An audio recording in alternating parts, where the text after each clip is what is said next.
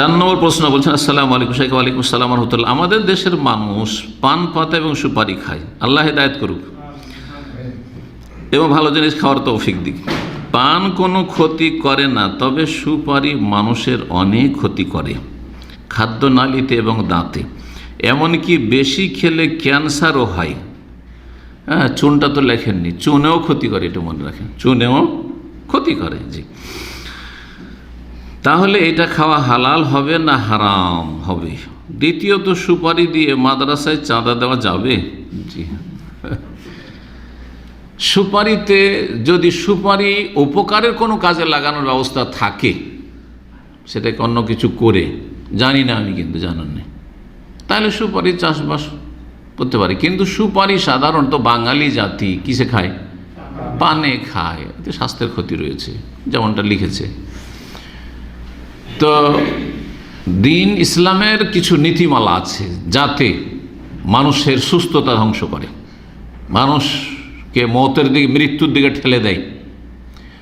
মানুষের ক্ষতি রয়েছে, আপনার ক্ষতি, আপনার পাশে আপনার স্ত্রী থাকে, আপনার ছেলে মেয়ে থাকে, তাদের ক্ষতি, যেমন ধূমপানে বিভিন্ন ক্ষতি রয়েছে, অর্থের অপচয় রয়েছে, এই ধরনের জিনিসগুলি হারাম।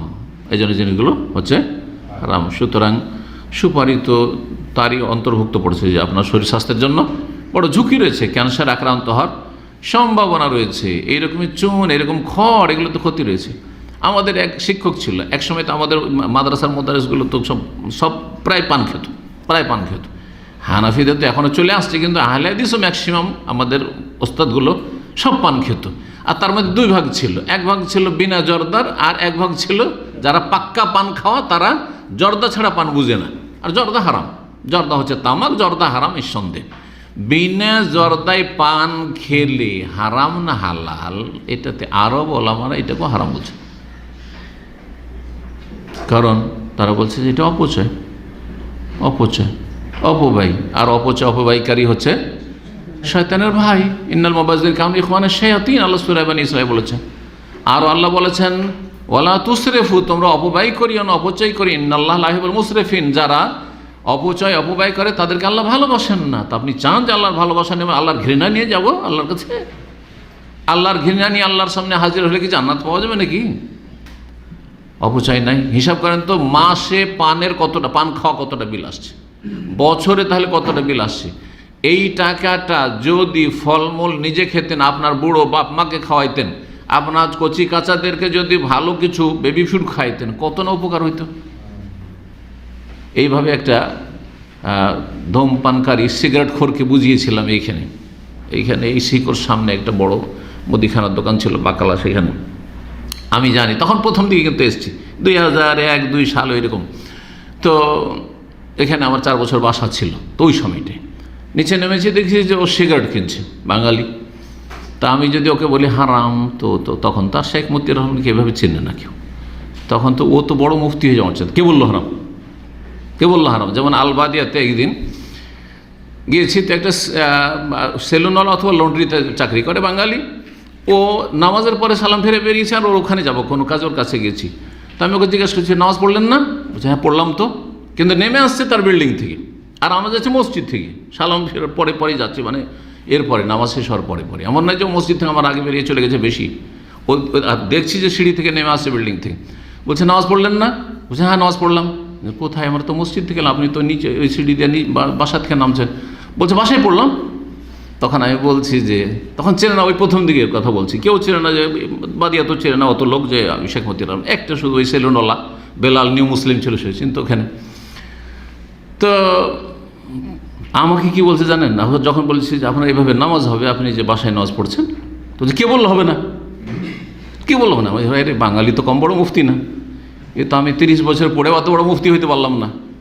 হ্যাঁ, আর 3 বার করে দাওরা আর বুখারী পড়ে মদিনা পর্যন্ত পড়েও তো এত বড় মুফতি হইতে পারে, যত বড় আপনার কি বলছে, ওই আপনার ছিল মনে হয়, লন্ড্রি ছিল, লন্ড্রির এই লেবারটা এত বড় মুফতি, মাশাআল্লাহ তাবারাকাল্লাহ। কথা বলছেন তো? বাঙালি এরকমই বুফিয়াতে বসে দেখবেন, না হোটেলগুলোতে বাঙালি হোটেলে বসে দেখবেন, কত যে ফতুয়া আসে চারিদিক থেকে, কান শুনতে এই দিক থেকে ফতুয়া, ওই দিক থেকে ফতুয়া চলছে, মাশাআল্লাহ।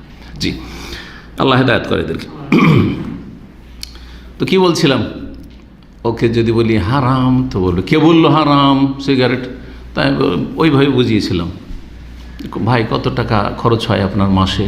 আরে বলিয়েন না হুজুর, চেনে না তো হুজুর, তো বলিয়েন না হুজুর, দাঁড়িয়ে দেখলে হুজুর।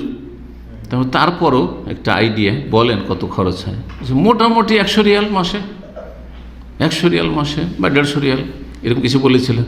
আমি আচ্ছা 100 রিয়ালে বাংলাদেশে তখন মেলা টাকা, ধরেন 2000 কাছাকাছি, তখন 2000 হয়নি হয়তো, তো 1800 এরকম। তো আমি বললাম যে এই টাকাটা যদি আপনি আপনার আম্মা আব্বা আছে, হ্যাঁ আছে বৃদ্ধ, ওদেরকে পাঠিয়ে দিতেন আর বলতেন যে তোমরা ফলমূল খাও। দেশের লোক তো ফলমূল খাইতে পায় না ভাবে, কত না আপনার নেকি হইতো, আর কত না আপনার উপকার হইতো, আপনার মা বাবার উপকার হইতো। বলছে হুজুর ঠিকই বলছেন, হুজুর ঠিকই বলেছেন, কথা বলছেন। এটা হচ্ছে দাওয়াতের হিকমত নতুন লোকদেরকে। তো যাই হোক, কি বলছিলাম, হ্যাঁ, পান। সৌদি আরবের আলমারা, আমাদের শেখ এখানে, উনি পানকে হারাম বলেন, বড় বড় শেখেরা সৌদি আরবের। পান খেয়ে মুখ লাল করে লাভ কি? খাবারের উদ্দেশ্য কয়টি? দুইটা। একটা হচ্ছে হ্যাঁ খিদা দূর করা, আর একটা হচ্ছে স্বাস্থ্যকে ঠিক রাখা। আল্লাহ কোরআনে বলেছেন সূরা গাশিয়াতে, জাহান্নামের খাবারে এই দুটোই গুণ নেই, লা ইউসমিনু ওয়ালা ইউগনি মিন জু। স্বাস্থ্য করো না, স্বাস্থ্য ভালো রাখবে না তাতে, ওয়ালা ইউগনি মিন জু, আর ক্ষুধারও নিবারণ করবে না, খিদাও দূর হবে না। তো এইটা যেমন সিগারেটে আছে, বিড়িতে আছে, জর্দাতে আছে, ধূমপান, না এতে খিদা দূর হবে আর না এতে স্বাস্থ্য ভালো হবে, বরং আরও স্বাস্থ্য ধ্বংস হবে। ঠিক পানেও দেখেন, পান খেয়ে সারাদিন পান খাবো, ভাত খাবো না, রুটি খাবো না, কোথাও থাকতে পারবেন? 2 দিন 3 দিন, হ্যাঁ পারবেন? তাহলে বোঝা গেল এই তো জাহান্নামী খাবার এগুলো।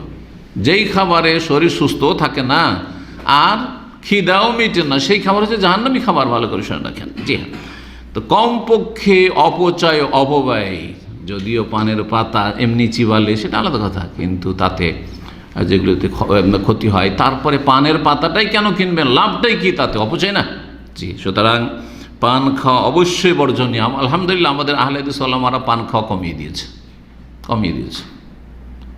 আমি আলহামদুলিল্লাহ 25 বছর বয়সে একদম ফাইনাল তওবা করেছি, কসম করে, যার জীবনে পান খাবো না। তারপর আবার আমার মুখে পান ঢুকেনি। আর তার আগে মাঝে মাঝে বন্ধু বান্ধব আছে জবরদস্তি, একটা আমি পয়সা দেবো না কখনো, মিষ্টি দিয়ে, এই সুন্দর মিষ্টি দিয়ে একটা পান।